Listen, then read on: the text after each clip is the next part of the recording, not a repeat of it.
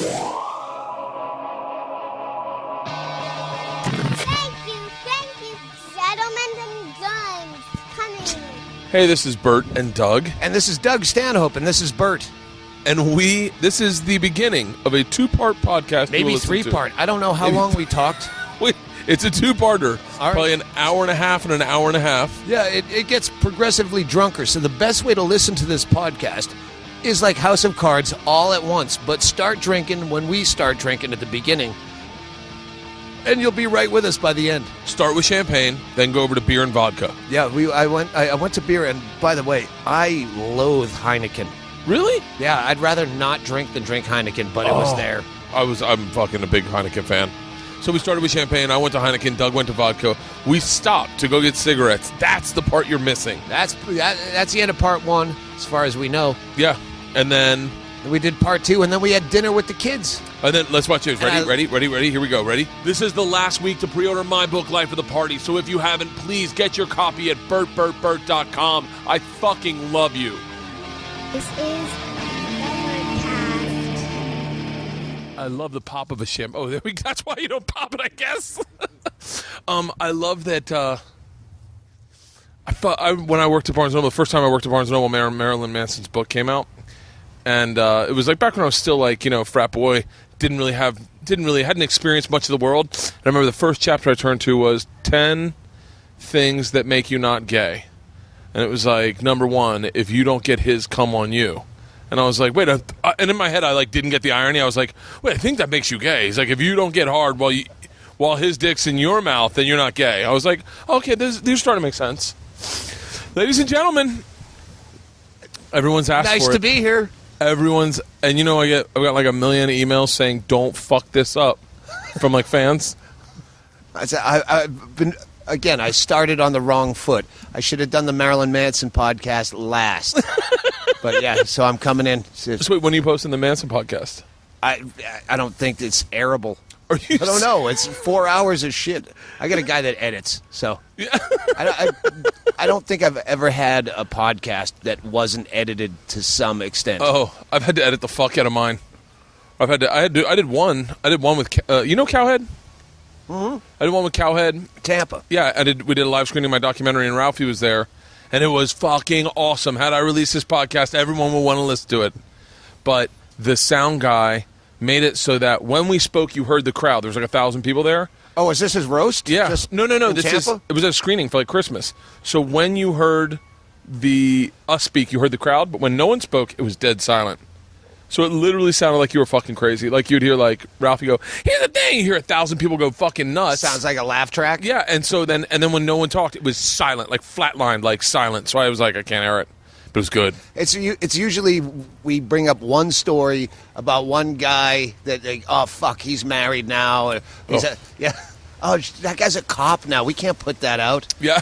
Everyone get all old and responsible, and they have lives where they. Oh, I talk shit about someone who I met at a raffle on a podcast. I had no idea that it would ever get back at a school raffle. I talk shit about the person. He's like, heard you talk about me on a podcast. I was like, motherfucker. Wait, can I start by saying my favorite Doug Stanhope story ever? Go ahead. And by the way, I tell this to everyone. So enjoy the story because it's great, but tell me if it's wrong. I get a complaint. I'm in Miami, and I get a complaint from someone who's like, fucking, what was presented last night was not what I was up for. Blah, blah, blah, blah. And I get really bummed out. And you know this only because we've emailed back and forth. Wait, a complaint from a comedy club, like a patron? From a patron. Comment card? Yeah. So I go, I go and I like start looking at comics. I'm thinking maybe if I find out the other comics have complaints, then and they've talked about it, I don't know. But I go on your website, which for the longest time was maybe the greatest online diary I've ever fucking read. I know you haven't kept up with it the way you have in the past. Well, yeah, Twitter and Facebook and all that. Now you're trying to come up with 140 characters, and you're like, no one even goes to websites anymore. Do you still have those? Do you still have those posted somewhere? Archived, yeah. Dude, everyone go back to 2004. That's when I started reading it, and it is literally. I mean, you were doing them, and they're very well written. They are linked to the information you need. So if he's talking about Rouse going to the hospital, he's got a picture of Rouse going to the hospital, and it's highlighted. It was and to this day, the greatest blog I've read online. Thank you. And I go on your blog and I see, and by the way, here's where the favorite story starts. Dear Omaha Funny Bone, Dear Doug Stanhope, I came to see you at the Omaha Funny Bone, and I was not pleased with what I saw. The jokes about 9/11, AIDS, Tsunami. It's the tsunami. It was Appleton, Wisconsin. Appleton, Wisconsin. Yes. Was not what I planned, and was not, in my opinion, funny or should be ever delivered by a professional comedian. I will never be attending there again. I will never be attending your show, and I will never be telling anyone to ever attend one of your shows, and I'm thinking about filing a complaint with a Better Business Bureau. Your reply: I couldn't agree more. When I got that evening's script for the show by the club, I was as shocked as you were. However, being a dutiful comic, I performed the material they presented me. I don't know if you know how comedy works.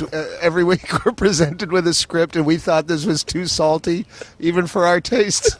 But we have to. She goes, I didn't know that's how comedy works. That's how comedy works. I can't believe that. I will be talking to the club. I said, please forward these complaints to the club and let them know we are as uncomfortable as you. However, it is my favorite. It is my favorite. It's not only, it's one of my favorite Stanhope stories, but it's one of my favorite comic stories because it is the spirit of what defines a comedian. Is like, I really like, and I know you are the reason, and I know, Brendan, by the way, I apologize right now. You are the reason I know who Brendan Walsh is. Like, I would have met Brendan previously. Brendan's the greatest at pranks like that. He has the truest comic spirit in the world. Like, he literally thrives for that shit. And he was pissed and moaning because I was promoting my book, and he was like, enough, Bert, we get about it. And then he was like, wait, you have a book? And like, because I'm retweeting it online. So then I said on my podcast, I was like, guys, turns out Brendan's as big a fan of your retweets as I am. So every time you buy my book, hashtag Brendan Walsh and keep him in the loop. Him and Tom Segura. And Brendan was like, fucking got me. I got to see Tom Segura. Off topic, but yeah, I've heard so many great things. You would fucking love Segura. You would love Segura. I had him on a list of things to do. But you're Tom Segura. Like, what's this? You're the comic I think most comics are afraid of, but you're the biggest fan of comedy. Yeah, when it's good. Yeah. And actually, I'm so far removed from it. I never get to see it. I'm not in a city where there is comedy, so now I feel more gullible. I'm an easier laugh now when I do see comics. It's like local openers. I'm fucking laughing. I go, I don't know if I'd laugh at this if I still lived in L.A. where I was seeing comedy every fucking night. I don't know. I think I was just I wish I knew his name, but some kid that opened in Gainesville, Florida, local, had a fucking Make-A-Wish Foundation bit that I was just crying. I was still crying going up onto the stage following him. Really? Yeah, I wanted him to tell it again. Well, I saw you the first time I ever saw you perform was another one of my favorite stand-up stories. First time I ever saw you perform was in the side room at the Improv. Oh, yeah. You have a glass of wine on stage. And it right after 9/11. It was before 9/11. Oh wow! The only time I remember that side room was I remember like a HBO Aspen. Anyway, go ahead. So I go in. I'm with Gary Valentine in the back, wow. And we were doing the X show. Yeah. And I think you had tested for the X show. Yeah, I did. And you were, and it's your style, and I don't think anyone understands it's your style, but it's stream of conscious. It is genuine stream of conscious with thoughtful ideas sprinkled in. Would you define yourself as that? I'm trying to remember what I said on the X show. No, it was the moment where I was like, it's. No, my stage show, it sounds like it's stream of conscious to the place where people go, hey, we're going to come for the second show. You go, no, it just sounds like that. I make it sound like that, but it's the fucking same shit pretty much. Yeah. I might switch up the order. There might be a new tag, but yeah, that's the shit. Yeah, and you were talking about comedy and what the road's like and the grind and is it worth it and all these thoughts that I'm now as a fucking that I actually emailed you one night from Sacramento. All these thoughts about the quickening and what is it worth and in the back and you're like, and don't get me wrong, I'm not saying the X show would have been the end all be all, and you made a nod to me in the back and I was like, holy shit, he knows I'm in the room. And Gary Valentine's like, I'd leave if I were you, Bertsky. But it was like, it was nice to be acknowledged, but at the same time, it was like all these ideas that were yet to come from me. The X show, how long did that last? Was it a chick named Daphne? Mm-hmm. I forgot about Gary Valentine. Yeah, Gary Valentine. What was the redneck guy was on the show when I was on it? One of the blue collar guys. I don't know. Here's your sign. What's your sign? Bill Engvall? Yeah, Bill Engvall was Are a you guest shitting when I guessed. I sat in. Really? Yeah. So wait, who did you? Like I always hear stories. That was before TV turned. Like right after the Man Show debacle. That's when TV, like Always Sunny, came out and like broke all these rules, and they have fucking glory hole bits and now you can do anything. But back then you had to mind your P's and Q's. What was the? If you could do it all over again, would you do the Man Show? Yeah, I don't have no regrets. It was just a piece of shit, and the excuse is too long. You want to tell anyone that saw it? Well, here's the reason. There's a million reasons why it sucked. Yeah. But, no, I haven't. You never felt like... What about, like, because I know Rogan feels like he wished he had never done it. All right, let me not put words in Joe's mouth. But, like... Yeah, if I hadn't have done it, I wouldn't know why TV is that awful. What was the deciding factor that got you to go to Bisbee? I had to move somewhere. Like I wanted to leave L.A. Yeah. Our lease was not getting renewed, so I had a deadline. Yeah. And then it got down to I think a month and a half or 2 months, and we hadn't decided on where to go. And we got maybe Portland and maybe Austin, but I don't want traffic anymore. And Austin's fucking bad traffic. Yeah. And Bisbee's a place that I had found and I'd visit all the time, but I'm like I can't be an hour and a half from an airport. Is that how far it is? Yeah. But then I went, why not? Yeah. An hour and a half, to the Tucson airport is shorter than 35 minutes from West Hollywood to LAX. It's shorter than here to the fucking LAX. Here to LAX is like, it is, if it is traffic. It's a fucking nightmare. You got to leave at 6 in the morning in order to get in the 4 in the morning on the 405. I have an hour and a half. It's 100 miles, but there's one, stop signal, and it's always green. Yeah. So was the decision to go to Bisbee before or after you decided to basically, I mean, I'll say grand terms because I think this is the way comics talk about you, and you don't have to you don't have to disagree, but before you decided to reinvent touring for you and what now we know is to be all alternative comedy touring. I was a slow burn. Like cities where I had developed a market where I know, hey, I can get 100 people in a bar. I don't have to work that club and do 8 shows in a week. For the same money, I can get 100 people who actually like me that don't fill out comment cards. Did you do the math in your head? Did you literally sit there and go, all right, I don't want to rip off the artist because I rip off the fan. So like 15. What are your ticket prices? Like $15, $17? I think we were doing $10 tickets. $10 tickets. I remember your ticket price was through brown paper bag, right? At some point we go, I bet a lot of people, the club's pre-selling tickets, and if people don't show up, they're not giving us that money. So even counting heads, I go, isn't there a way like we could PayPal, do our own? And that's how we found brown paper tickets. My tour manager, figured that out. Yeah. And so we've been using them since. We took a lot of bad beats. I remember playing to 11 people at the aquarium in Fargo, North Dakota. All right. It's a shitty Monday, but we'll make it up in Minneapolis. Were you doing every single night? We were trying to do as many nights as possible. Yeah. And when we could route it. Because, again, we're just feeling our way through this. I remember you were at the Crowbar in Tampa when I was at the Tampa Improv, and we tried to get done our early show early so we could go catch your show because it's literally right down the street. And I remember saying to Cowhead, are you having Stanhope on? And he was like, wait, where is he?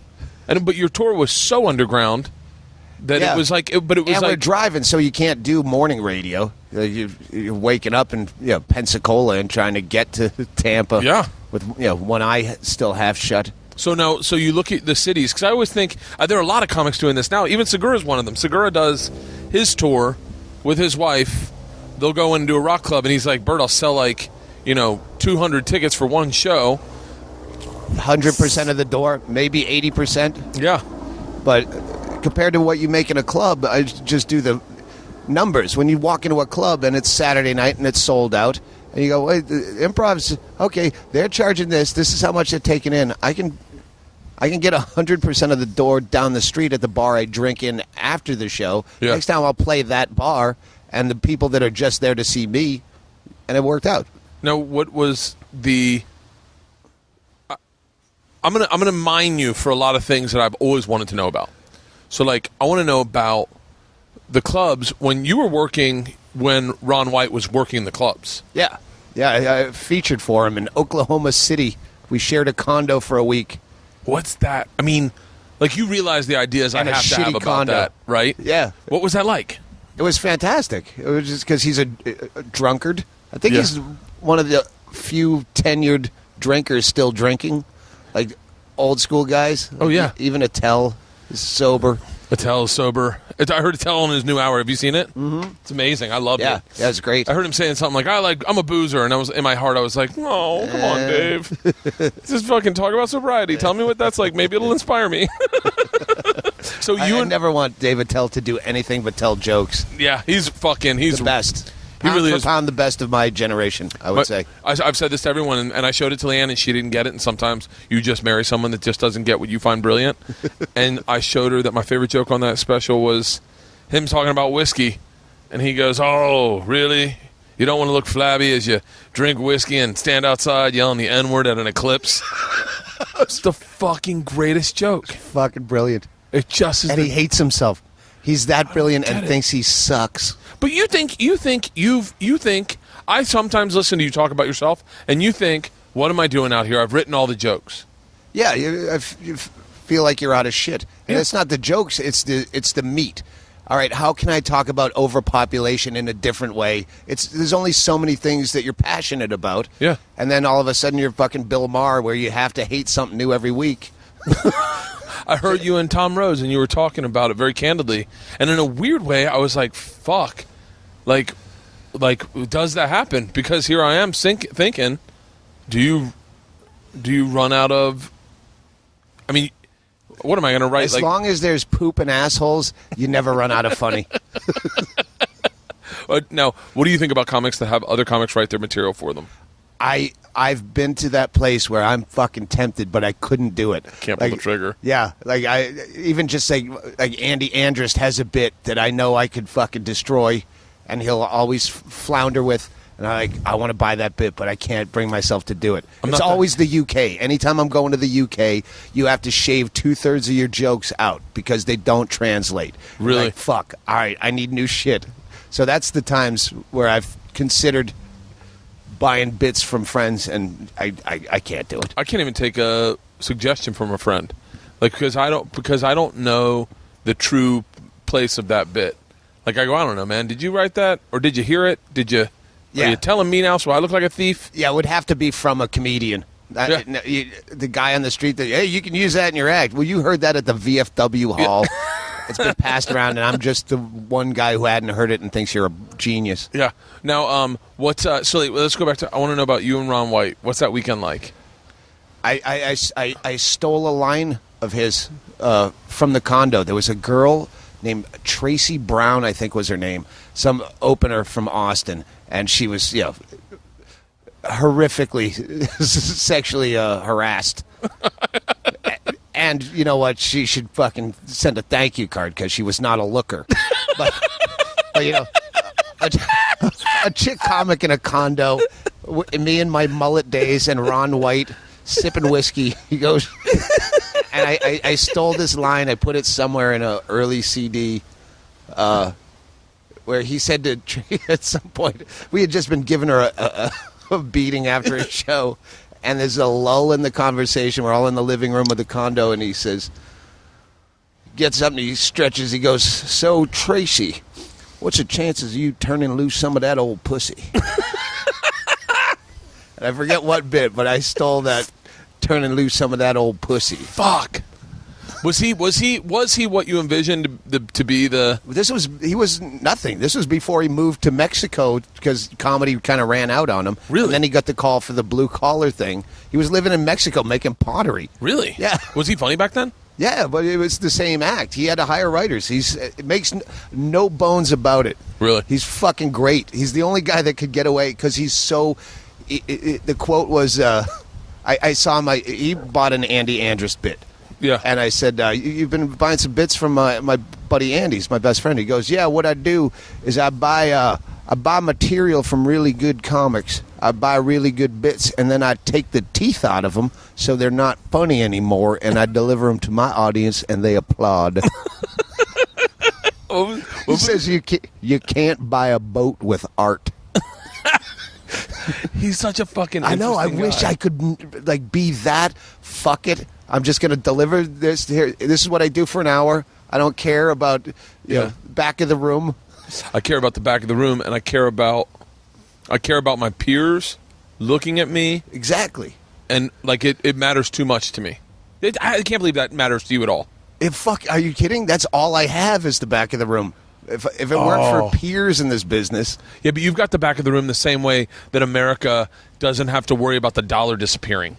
It's like, yeah, I understand there are going to be ebbs and flows with Canada and Australia, but it's going to be there for fucking ever. Like, you're the guy. You are the benchmark. Do you feel like the benchmark? I know that I have a very narrow fan base. My audience are a niche group of fucking sleeper cell would-be school shooters. Wait, wait, hold on. What's the story of you going to your own show and crossing the street? You're like, oh, fuck, look at these guys. The fuck are they waiting for? Well, the club, that was in Edmonton or Calgary? Calgary. And it was a train station was right in front of the club. So I thought they were a bunch of fucking gang of street urchin hoods all waiting for a train, and I was afraid to. And I got bingo. My girlfriend's got fucking blue hair, and I'm like, I don't want to get a bunch of fucking flack from, as Brendan Walsh would say, gum chewing teenagers, and I have to fucking get into a fucking fight or something. So yeah, no, it was my fans. It was the line for my show that I crossed the street to get away from. So if you could get, like, I got a compliment from Patrice. And I was like, that's better than any Emmy or Oscar. Yeah. A compliment from Patrice without a backhanded. Not a backhanded, but it was like one that I wish it had been about my stand up. It was about, like, I did Bert the Conqueror, and I was sitting, and I mean, this is how, I mean, what a huge fucking influence Patrice was on people in general. Was my cameraman ran across the hall at like 6 a.m, and he's like, "Have you seen Twitter?" And I was like, "What?" And he was like, "Dude, check your timeline. Patrice just mentioned you and complimented you on your new show." I was like, "What?"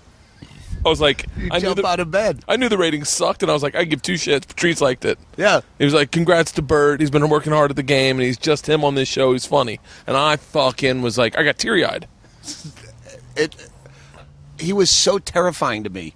I had to audition with him for the Man Show.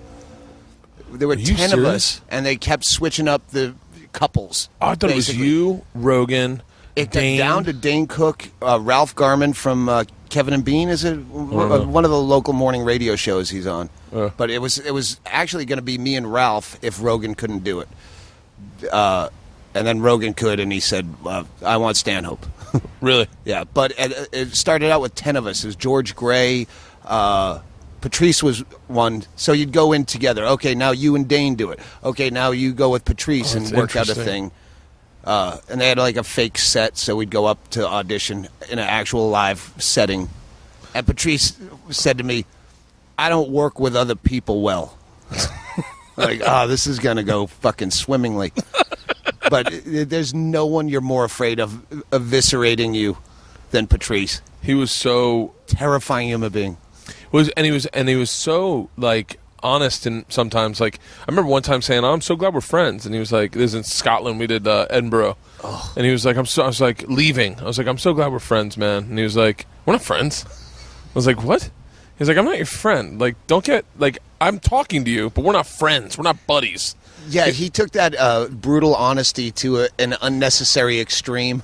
Oh, yeah. Like, I have social mores still. I might not on stage, but in public, I'm overly polite. I fucking Eddie Haskell, your wife. Hi, are you the Mrs. Kreischer? Yeah. Nice to meet you. I'm fucking all manners. So it was so funny. I said, Stanhope's coming over. He's early.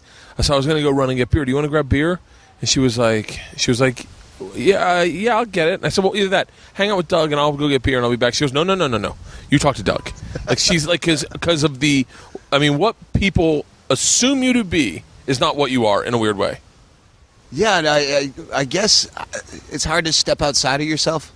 I can sum up the rest of the world, but how people see me, I have no idea. And when people say, "Oh, it's weird. I can't believe you're a nice guy," like, do I really seem like I'd be a prick as a person?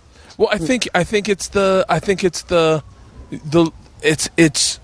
is the persona in a weird way. It comes across as like this, like cigarette smoking still cigarette smoking, like bounced at Bisbee. You got like I picture you in the trench coat by a light post with the fog coming around, but it's so funny because it's the antithesis of who you are.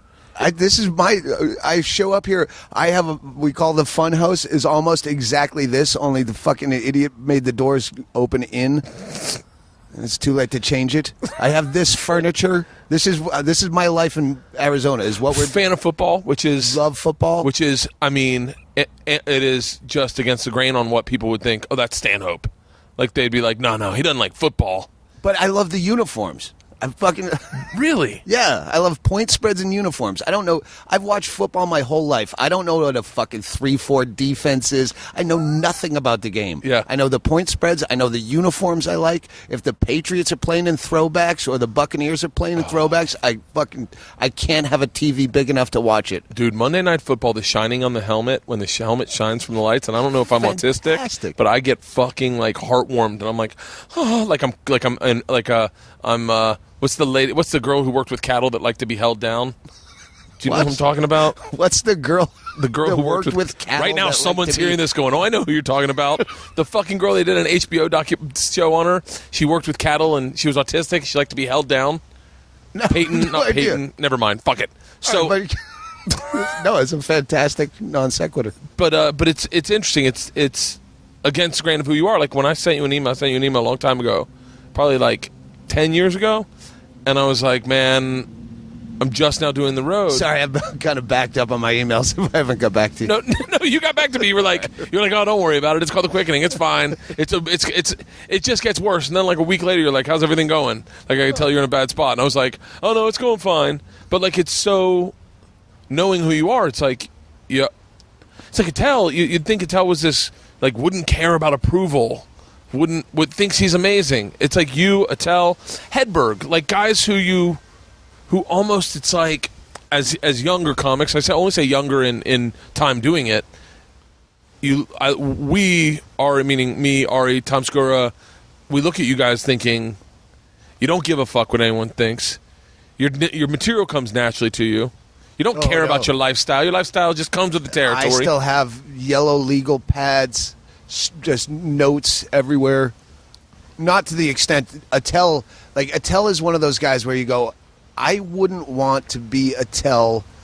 I wouldn't want to have to live that life to be that funny. Yeah. I hope I didn't already say this. I feel like I just said this on my own podcast. But guys like Charles Bukowski and Hunter S. Thompson, where you go, they live fucking brutal lives to be that brilliant. And I think I'd rather be mediocre and comfortable every now and then. Dude, I say that a lot. But you do. And now, are the imagery that fans draw of your lifestyle? I don't think Dave Attell has a personal relationship with anybody. Yeah. I think comedy is his wife in an abusive relationship. Yeah. I really... but you know him pretty well, right? No, I don't think anyone knows him really well. I talk to him often. Yeah? Yeah, I'm one of those guys he knows he can call in the middle of the night. I'm probably the last remaining guy his age that doesn't have children. Yeah. So, yeah, he can call me at 2 a.m. He probably knows I won't be up, but... And what do you guys talk about? Do you guys talk about jokes, or do you guys talk about life? He talks like he talks on stage. Yeah. But It's always misery. I'm trying to put this thing out, and I know it sucks, and I re-edited it, and I know it blows. So how long am I going to be on the road? Do you ever play that club? What's it like? Because I didn't sell it out, and I think I'm fucking losing. My time's over. God, that's so fucking bizarre. But still with jokes. Yeah. He's still hilarious as he's suicidal almost on the phone. So who's actually suicidal? Who's your short list of dudes that you'll call in the middle of the night? Fuck. mostly not comics. Really? Yeah. Yeah. You had a list of players like that were in your life when I was reading your blog like every day. That like Andy Andrist, Matt Becker. Those are my two best friends. Yeah. My tour manager. He'll fucking wake up. I hate to say my tour manager. He does that, but we were friends otherwise. He was Hedberg's tour manager. Was Greg he really? Chaley. Yeah, I know Chaley. I did Chill Coots. Coots. Yeah. It was a fucking really fun gig. Yeah, Chaley's watching my girlfriend right now as she's in a fucking psychotic state. He would have been here. We were all coming to do both podcasts, him and his girl, me and my girl. But, yeah, after last night, my girlfriend's, the mental illness thing going on. And sometimes you put drugs on top of that and she spirals out. Wait, how, and just tell me when to stop. But I've known Bingo for probably 7 years, for as long as you guys been together. 6 years? How long have you guys been together? Almost. Please hold. Please hold.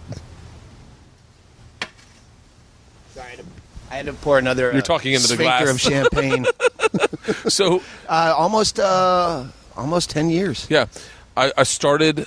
2005 we get together. I'll tell you what. This is, by the way, I don't have much of a filter, and I don't mind it with you, but I'm always sensitive to someone like you because it's like guys like you. You forget how sensitive a guy like you might be. Oh, I'm not at all. Really? Yeah, I worry about outing people on the air about stuff. Yeah. I am always worried about that too. But yeah, no, I have no soft spots. But I first saw Bingo in your life in like probably 9 years ago, 10 years ago. I'd say back when she was bald. Yeah. Yeah. But I will say this, and I'm saying this candidly, she's absolutely beautiful. I mean, I remember first seeing her going, holy shit. She still looks fucking She's great. Gorgeous. She's not aging. aging. Got a great body. She really is smoking hot. And I was like, God, man, I bet they get fucking wild. I bet they have crazy fucking times. And then there was like, and you were really honest on your blog. There was like a period where like a reverend friend of yours kind of like disappeared. Yeah, Father Luke. Yeah, Father Luke. He wasn't. He at one point in his life was a priest for a minute.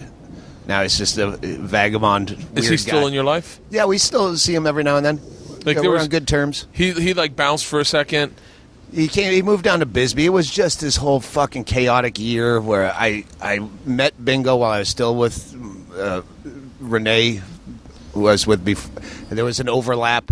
We have no anniversary because there was a gray area where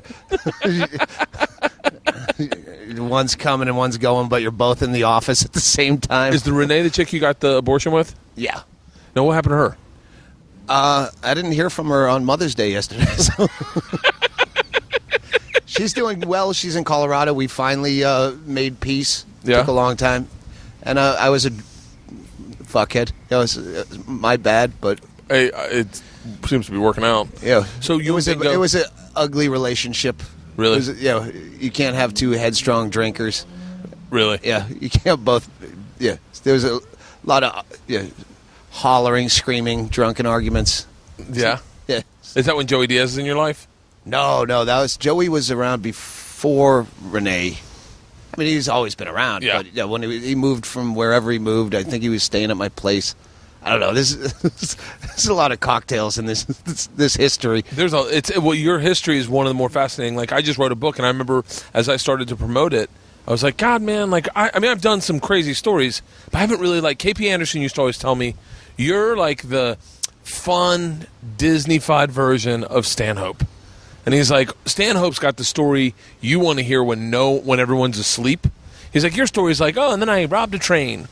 He's like, but Stanhope's are the fucking... So in a weird way, I've romanticized via your... Dave Attell called me on one of his late-night phone calls. He's calling about he's going to play New Orleans, and he goes, hey, remember that time we were in New Orleans and you made the girl cry, and then we hopped a freight train? It just seemed like yelling the N-word in an eclipse.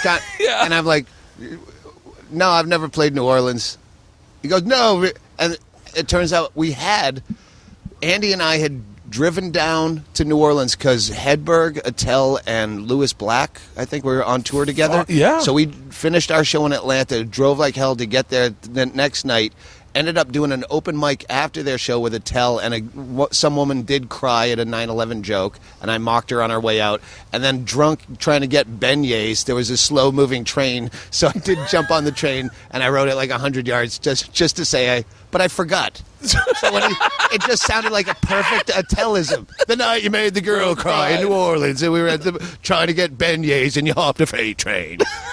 And I just thought it was a joke, and that's how I would have to write a book. Is like this. I'd have to go back to people who remember shit. And they go, yes, we did do that with the Skyline Comedy Club. Have you ever thought about writing a book? It would be called Blottobiography, where it's my biography through other people's stories. Because unless it comes up in conversation, I don't have instant recall. You start talking about that lady with the comment card, I'm like, fuck yeah, now I remember that. Yeah, it's the way I think. I think it's the way a great comic should be, I'm holding issue with the way I'm living my life now because I feel a tad bit self-promoting.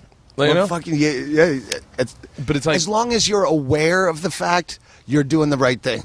Yeah, but I feel like I get on a phone call and I used to be the guy that people would tell the story about that I didn't remember, and I love that. It's great.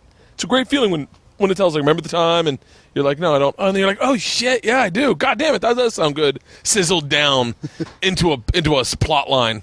You're like, when my mother was going to kill herself, there was a very aware part of my head going, I'll get material out of this. And that's kind of a fucked up place to be, where you go, hey, look at the bright side. What was the statute of limitations for that? It was the credit card fraud that was the statute. That's right. Yeah. That's right. There was also the story, and you don't have to talk about it, but whatever you talked about on someone's podcast, and you're like, we're just waiting, it had to do with Florida, we can't talk about it yet. That was Rogan's, I'm sure. Yeah, can you talk about that yet? What? That was my mother's suicide. That's what it was? Yeah. Oh, really? Yeah. Oh, shut the fuck up. Yeah. I've been dying to know what that was, because you're like, I can't really talk about it. Like, if you're gonna rub something, you're like, again, I'm like, when you have the legal system as part of your fucking writing team, like, hey, I need to talk to my lawyer. Hey, can I talk about this yet? If I'm gonna be putting this on a Showtime special, Netflix, whatever. Let's go back. So where did you meet Bingo? I met Bingo in Portland after, like, you meet a lady after a show, years ago, and then kind of kept in vague touch over the years. When you meet her, is she in street clothes? We fucked after a show. Was she in street clothes? Was she? Yeah, this is before she ever went crazy or bald or anything. She was just a young 22-year-old smiley girl taking care of a guy, like a Helen Keller guy, fucking guy who couldn't see her. Low-watt gurgler in a high-back chair, I used to say. Low-watt gurgler. Like, mostly blind and, I don't know, cerebral palsy or one of those, like, really, he couldn't hear, but she'd bring him to the comedy club because he would feel the laughter around him and he'd laugh inappropriately, which is always awkward. All right, you get the fucking elephant in the room, and now he's laughing at this setup. And you're, no! And everyone looks at him, and then they look at you, like, what are you going to do with it? And then you look back at the audience, go, I don't fucking know. Let's just plow forward. So, yeah, she brought him into the bathroom to take him to the bathroom, and I hit on her, and we fucked, and then just kept in random touch. Really? Every year or so. Hey, I live in Wyoming now. Hey, I'm in New Orleans learning how to play saxophone. Hey. Was that her or you? Her. Oh, no, really? Yeah, she went on with her life. Really? Occasionally. And the one email came, I just got out of a mental institution where I was locked up against my will for 2 months, and I'm going to come see your show in Hawaii. And I go, that show got canceled, so but if you're in Tahoe, we're having this party in Death Valley. Come down. There's a lot of drugs. Your doctors would advise against it, but you're welcome to come. And she showed up. I'm like, who's the fucking bald girl? What was it? When did she shave her head? After she got out of the mental institution, evidently. I haven't seen her in a few years. Yeah. But I'm like, it's a very random spot in Death Valley for anyone to be, much less some chick walking into the party with Lisa Loeb glasses and a bald cranium. Yeah. Like, that chick's fucking hot. She really is beautiful. I will say that.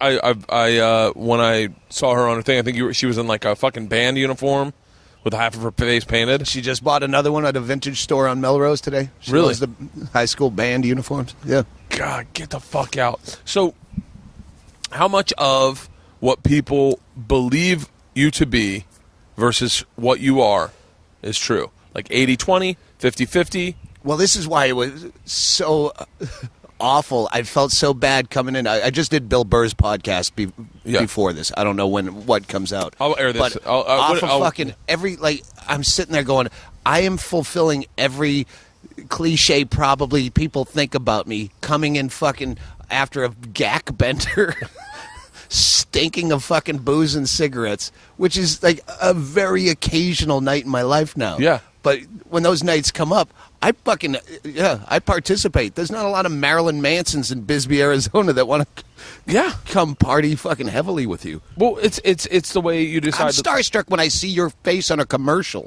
for your show. I'm like, I know that guy. Like, I feel like that. I'm like giddy about coming back here. I don't even hate LA like I used to. Really? I'm so happy to. This is like going to Montreal for me. Because I never see comics. I never see my peers. I guess that would be like, but you're hanging out with Jake LaMotta. I know you from Twitter. Yeah. How did you meet Jake LaMotta? He lives a couple blocks away, and we had a mutual friend. He's been over for poker. I've finally talked to his wife after she. I did a bit about him for the listeners about Jake LaMotta, who is now an elderly man. But he's still drinking and smoking, right? Yeah. Smoke cigars. There's a great picture of the two of you guys on like Lazy Boys next to each other, literally looking like two men who are comfortable in being who they are. He's not there. He didn't know where he was in that picture. Are you serious? Yeah, he's completely not. Well, he's more cognizant than he lets on, but that's still minimal. Really? Yeah, so I did a bit about him, knowing that his wife would eventually hear it, and that's a neighbor. Yeah. So, I would purposely, when I'm walking my dogs, I'm going to go up this street instead rather than risk walking past, and maybe she'd heard it. So she finally heard it, and when we're done, I'll play you. I have a clip. They were filming a documentary about them.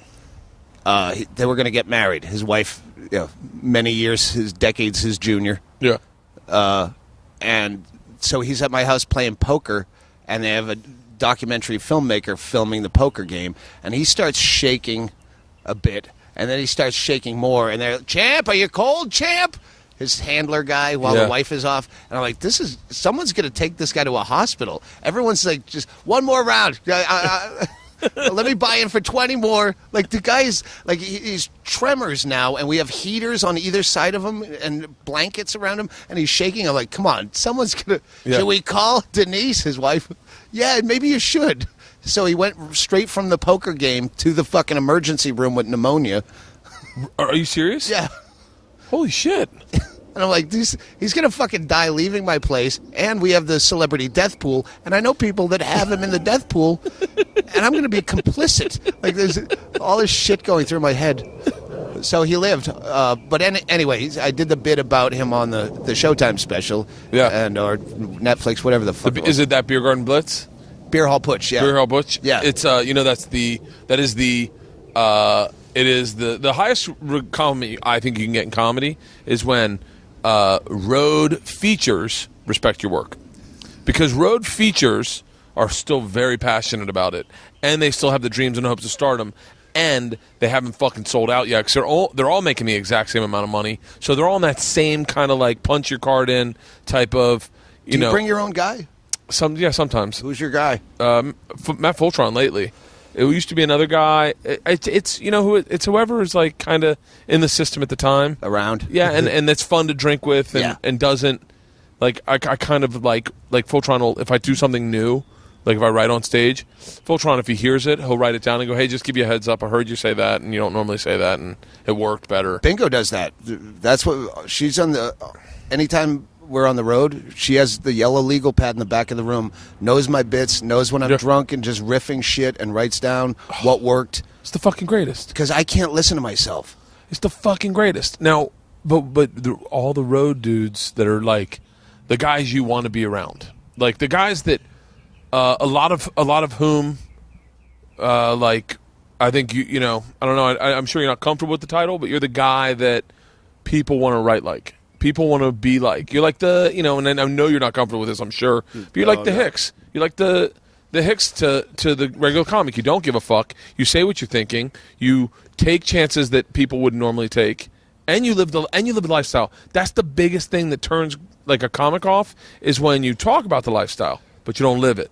Like, you know, like it's one of the things. Like, I always thought I wanted to be. I remember Tosh, and I love Tosh. I think Tosh is genius. I'm not shitting on Tosh at all. I fucking love that show. But I remember he said to me, I don't ever want people to know who I am. And in my head, I was like, "Ooh, I wanted to be like. I still kind of want to be like the Bukowski, like the Ernest Hemingway. I want you to know who I am, and I want you to know that I'm flawed, and I want you to know that I'm broken, and I want you to see it a little bit, and I want you to see vulnerability, but I also want you to laugh, and I want. It comes with a fucking big price tag, like fucking, you know. It hurts, yeah. I used to make the joke, and it's not really a joke, that a professional drinker has about the same longevity as a professional athlete, where I'm playing hurt most of the time. I need to take pills just to fucking get through the pain of the show. I remember one of my favorite tweets you ever sent, because I was like, I fucking retweeted it looking for the answer, was, hey, does anyone know the milligram dosage Heath Ledger was on? Like, because I mean, that's my cocktail. I don't know if I ever put it on a CD, but and it was basically true. Where when I did like 3 weeks, I think it was 26 days in London at a theater at Leicester Square, and I hate London so bad. It's like being in Times Square, but nothing's good. Like the flavor they don't have, and there's no condiments for the awful food. Like, everything sucks. Yeah, and I did the bit, but it's basically true that I realized if I took an Ambien after the show, went to sleep, woke up, took a Xanax with a nice citrus cocktail, I could go right back to sleep, right up until showtime, where I made 26 days go by in about 45 total hours. My version of that is that's how I jump-start a diet.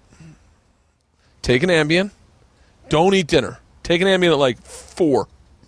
Sleep all night. You don't eat dinner. You skip through breakfast. Wake up, take a Xanax. You fucking sleep all the rest of the day because that'll ride that Ambien. And then you go out and you start drinking that night. You'll pass out. And you're talking about 2 days minus the calories. That's my jump starting a diet. But it's true. I'm like Tim and Eric. You ever watch Tim and Eric's awesome show? They did a parody commercial for whatever. Hey, I can't wait for my birthday, and you just take downers so time goes by quick. And I'm like, I do that for real. This is, but I don't anymore. I've for the most part laid off the sleepers. I'll take a Benadryl if I have to medicate my sleep. Yeah, I just started not drinking flying, like just. Worst thing that ever happened to me was when I quit smoking. I would never drink on planes except for the first couple. I'd take a Xanax, have a cocktail or two just to make it kick in, and I'd sleep through the flight because I was so afraid of not being able to smoke. Really? And then I quit smoking for a year, and I'm like, now I can drink on planes, and now I'm shit-faced all the time. Oh, I mine got bad. Like never cut off, but I always made sure I never got cut off. I was always very cognizant of how I was behaving, what I had in my bag to make sure that. Yep. Like I always carry like 4 little riding cocktails, like roadies, with me. Oh, I carry 10. Your fucking quart-sized bag holds 10 shots. Really? Fuck yeah. Oh yeah. I ain't waiting for fucking the drink cart. You bring a travel mug. Yeah. Like empty. Wait, are you talking like the one that Mine makes you look has healthy? Delta. Like I have a Delta Airlines one. Really? I'm a fucking status freak. I'm all about miles and Mine's status. American. I'm trying to get the trifecta. At the end of this, I'll hit United highest status. I already have Delta highest status, and I'm going to try to hit American by the end of the year. Oh, I'm the same fucking way. But I'm all American, so I dump all my miles on American, including international. I'll only fly American international. I'm talking like I'll take the 7:00 flight out of here to London just because it's an American plane. Yeah, that's what I was with Delta. Yeah. And then I was like, hey, I can status match now. We'll talk about this off the air. So we'll geek out on this. Yeah. That's the weird thing that comics have in common. You get the travel mug empty, so you can bring that through security. Yeah. And you just have the bartender fill it up with ice. Are you talking about? Because I bring the healthy, Like the guy, you know what you see hikers carrying? Yeah. Like that thing. Yeah, I carry that that kind of thing. thing. Yeah, so people Bring think it you're in hydrating. empty, then you put ice in it at the bar on the other side of security. You have fucking 10 shots of vodka. Doug, I swear to fall in God, love. I'm looking for more secrets because that's what I do. Or this is the other one I'll do is I'm on the plane and I'll order a double Jack on the Rocks, and so I'll go. And can I get an extra glass of ice? Sure. So I like to chew ice. It makes me nervous. So you're like you have to explain exactly why you ask for extra ice. Yeah. You just say, give me extra ice, but because you're about to do something wrong, I like to chew it. It's like I was on a flight with Tom Sizemore one time, flying at British Airways, and they're like, "Sir," they came up to me, they're like, "Do you have any tin foil?" I was like, "No." Who carries tin foil on a fucking flight? She's like, "Oh, okay." I said, "Wait, why do you need tin foil?" She goes, "The guy back there needs it for his cell phone." I look back, it's Tom Sizemore. I go, "Do not give him tin foil. Give him tin foil. He's chasing the dragon." He's in the fucking. That's a fucking great story. Do you have a big pen? Just the white part. He doesn't need the pen part.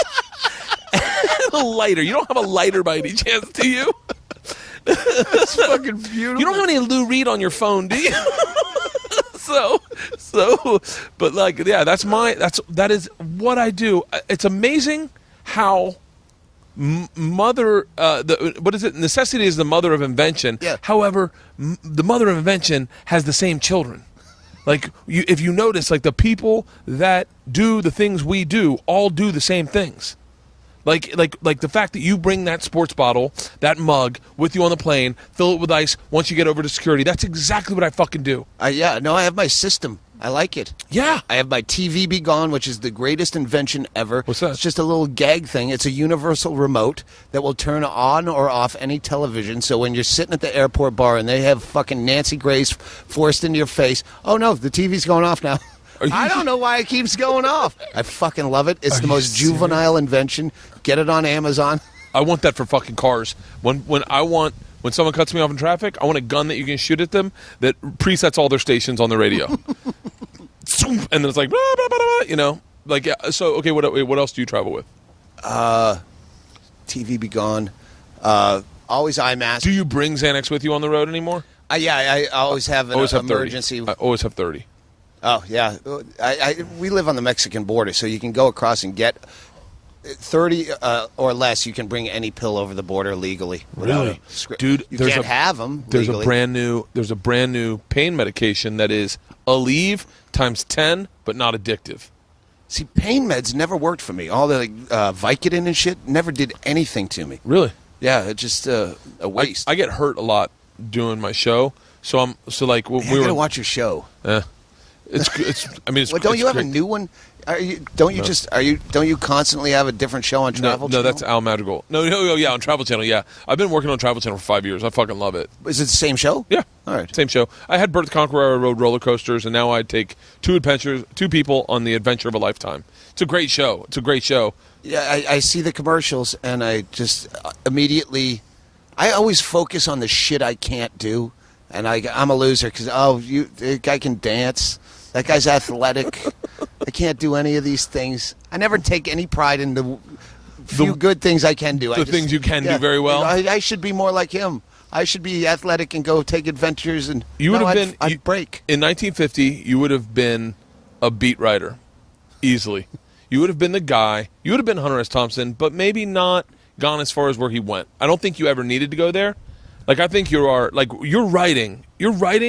Yours and Joe's, and you know, it's like one of the things that kind of fucked with me in my head one time is I was talking to Duncan Trussell in my man cave. He was talking about all the great writers that are on my bookshelf when you walk in my house, and he was like, you know, he was explaining how weird it is to walk past these great writers standing in your living room waiting for you to talk to them and let them tell you a story. And he goes, how arrogant is that? And I thought all I could hear was, how arrogant is it that I believe that I'm interesting enough to write a book, but you genuinely are someone that is interesting enough to write a book. Like, you genuinely are, and you don't have to write it about you. That's the thing that's crazy about you. It's why I stopped updating my website. Just to write an update is almost physically painful for me. I get so stressed out and the same effect that cocaine has without the euphoria. Yeah. Where my jaw's tight, just trying to get the right word. It's an effort, and there's nothing. I'm not fluid. Without thesaurus.com, I couldn't write a fucking fortune cookie. Really? Yeah. I never thought of your writing as that. I thought of it very, and like I only like reading a certain type of writer, like and you're that type of writer. Well, I can only read a certain type of writer, and I have to make myself. I can't write an update and go, I couldn't, the bland. No, I'd just rather not write than put something shitty up that I wouldn't want to read. Yeah. It's the worst thing in the world because I do comedy the same way where I play to what I would want to hear.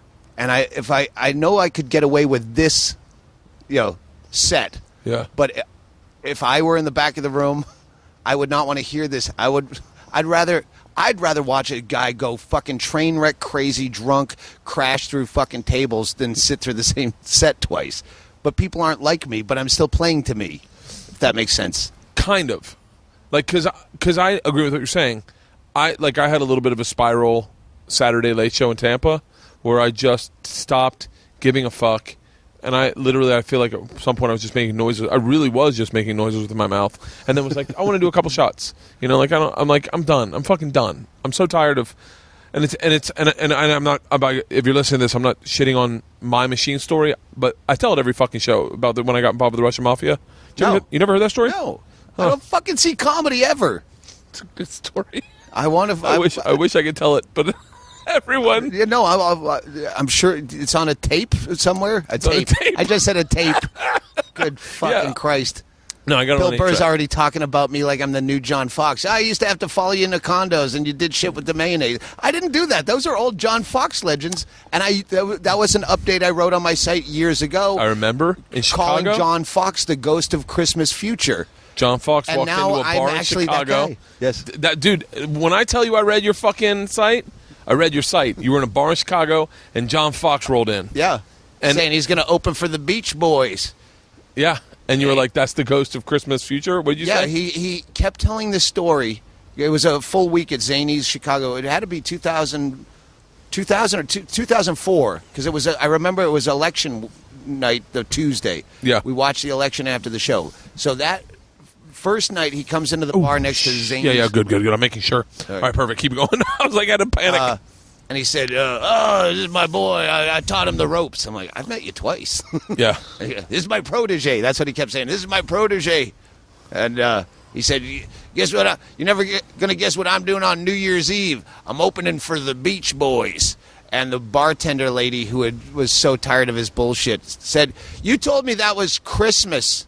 And he goes, it's Christmas through New Year's. And she goes, well, why would you say New Year's? You would say Christmas through New Year's if it was Christmas. Oh, and fuck. Called him out on his bullshit. And anyway, last night, Sunday night, same bar, end of the week. He comes in at 1 a.m. And I go, hey, John. And he goes, I'm just here to break a $100 bill because I got to get a cab in the morning. They never have change. Like I'm his AA sponsor. Well, I'm too nice. I'm too nice for a reason. Yeah. So he just opens with his excuse, and I go, hey, have a drink, knowing he's going to anyway, but giving him the out. All right, I can have one. Yeah. And so drink comes, small talk. I go, where are you taking a cab to? This is November, election. And he said, you're not going to believe it. Oh, shit. I'm opening for the Beach Boys. And I'm like, yeah. So then we went home and Googled. Beach Boys are not on tour or probably even a band anymore. Yeah. Fucking Brian Wilson's a wreck. But I wrote this update about how he is my ghost of Christmas future. Yeah. At what point will I become that guy? Do you genuinely have a fear of that? To an extent. But yeah, I know I'm still... I fucking hate losing my memory. That really bothers me because, yeah, I do have fun stories that I forget. Do you feel like sometimes... and by the way, these are all questions I'm I know. asking me out loud. I know.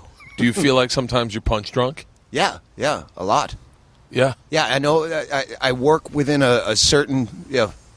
okay, I'm going to have this many drinks before the show to get me in the right place. I don't... I would never try to do 10 minutes at the Comedy Store. I don't... I know how to do what I've built. I'll do an hour and 10 at a place. Everything's in order. Yeah. I'm not going to go fucking do 7 minutes. No. What am I going to do 7 minutes for? I don't even think my first beer will kick in. I ain't going to do fucking... Sorry, Paul Provenza. I'm not doing the set list show. I'm not real whippy. But I think people want to see you be like that because people see you like that. People see you... God damn it. I just realized... my own shows enough. I just realized what I'm doing in its essence. And if you start this interview over, you're going to hear it. I'm interviewing myself... because I feel so much like you in so many times, and having read your blog, I think a part of me would look at you like a vacation rental that I wanted to get to. Like you go. I remember you'd say, I'm going down to clean up for a month down in Costa Rica, or I've got my month of sabbatical where I'm not drinking, no smoking. And I was like, fuck, man, I want to do that, but I didn't. Yeah, no, I did a bit of that before this last tour. Right Really? After Super Bowl, I tried to quit smoking again. Got down to, I quit for 1 week. I got a full week in. Then a couple of cheaters. Someone I know stops by the house. They have cigarettes. The first thing I do, give me a fucking cigarette. Give me a cigarette. But you know what? Don't feel like you're a failure at quitting. Just go, hey, I had a cigarette. That's the way I think about with drinking. Is like I'll go like for a month. I did the longest one I did recently, and I've cut back on my drinking a lot. But the longest one, and I by the way, you want to talk about panic? I cut back on my drinking, and but I was going pretty hard on the paint. Like I was like there was like a 2-week period. No, just drinking. But pain and going pretty hard in the paint. It's a Waka Flocka lyric. Oh. I go hard in the motherfucking paint. Like just don't know what that it's means. A basketball. Like I rebound pretty hard. I'm an aggressive rebounder. So Bert, tell me what a baller is. I'm a big fan of hip hop. So I go. I'm gonna take a break. I'm on the road. I think I'm in Paris, and I'm like, I'm gonna take a break. Don't know what podcast you're on, but you said I'm going to take a break, but I have a glass of wine just so I don't go into seizures. Do you remember what I'm talking about? Well, no, I do that because there's so much misinformation in the rehab, addiction therapy, whatever world, where you don't know what the truth is. Again, when they're telling kids if you smoke pot, you'll fucking shoot your friend in the head in commercials. Well, we don't know what the reality is. So yeah, I know. When you are a hard drinker, you can fucking seizure up and die. You can have strokes. Yeah, so it's part of rehabbing. Is like the day you can't go cold turkey, you will have a stroke. That does happen. And I heard you say that. I don't know where you said it. Might have been on your podcast. I know I've said it out loud. I don't know if there's a microphone near me, but yeah, it's when I do, rehab, what I call rehab. Yeah, I'll have a few cocktails at night. Yeah. To get your and I literally was like motherfucker because it was one of those times where you like I don't know if you've ever had this where you're like you come off the road and it's been hard and then you're laying in bed and you're like God damn it man I do not feel right. I feel like am I getting sick? Do I have a brain tumor? Is this a brain tumor? Like I feel this throbbing and then I'm like oh maybe I'm an alcoholic and this is called detoxing a tad bit. Like all this, or maybe it's just a weird feeling, or maybe I'm so fucking hyper aware. If it happened in your knee, you'd just think it was fucking aggressive basketball, but it happened in your head. Oh, I must either be an alcoholic or have a brain tumor. Or every now and then, people who don't drink have a funny feeling in their head, and they ignore it. Do you know what I had recently? What? You ready for this? I had pain. I caught my daughter's softball league, like I caught for them for a day, and I had a pain in my nut. And then I thought my intestines were dropping into my nut. Oh. I thought it was testicular cancer. I called Duncan, and Duncan's like, what do your nuts look like? I so badly wanted to repeat it, tell and go, like someone who can't fold up a tent. Oh, yeah. That was the best fucking line. He's so good. Go ahead. And I told him, and he goes, well, no, when I got testicular cancer, it was like a lemon. Like, it's a testicular cancer. And then I was like, wait, didn't Doug have a hernia that you had operated? 2 more. What? Right now, yeah. I have a ventral hernia that if I showed you, you'd puke. Where? Can I see it? Yeah. Where is it? It's right here. I have to get in a weird position to show you. How do you get them? I don't know. Like, that's hernias are for people who lift things. Yeah. I don't do any physical activity. Kettlebells? Is it kettlebells? I have one down here, the regular groin type, but this one, I have to I have to do a whole fucking striptease. Please let my daughters come home from school right now. Oh, God damn it. I can't wait to meet the kids. Sorry, my it was a long week. This just got shaved by people at a party. Yeah, I had a noticed. 2-day runner. Doug's unbuttoning his shirt, and I'm like, hey, Vinny. It was everyone at the party shaved my chest and back and some of my pubes, too. A friend got dumped. That's the. Oh, that was the scar. umbilical That's the hernia. scar. Wait, what's? Oh, that's just your belt. Okay. Wait, this is. I have to. Here. Hang on. You do play by play. Okay. So Doug's shirt's off, in fairly good shape, I'll say. I was just trying to stretch my back over a bed. And that's how this happened? No, that's how I noticed. Oh, that's how you noticed? Okay.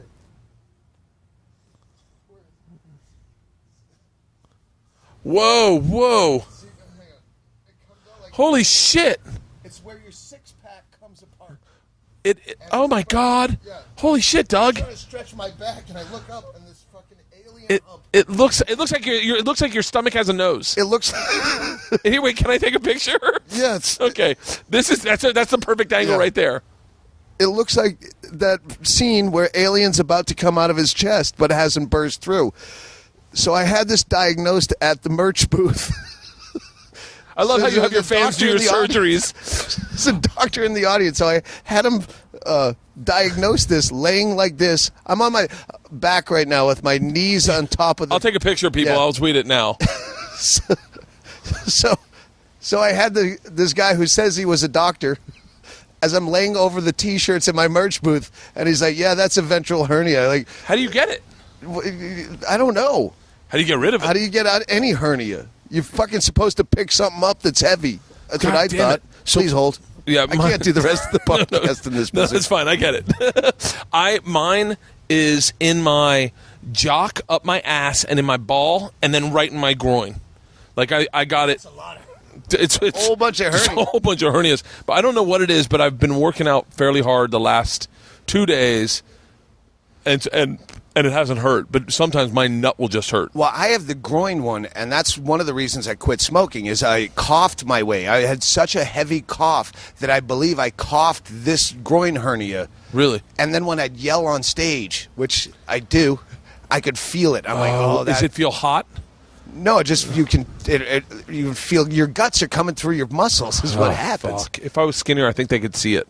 I don't think they can But see that it. was the problem. I quit smoking, then I gained 10 pounds from quitting smoking, so that affects your hernia. So Really? being smoking and coughing hurt it, and being fat from not smoking hurt it, so I can't win. So I guess I should go to a doctor that's actually in an office rather than... Who did your last hernia operation? Dr. Katie Arts, hot Asian.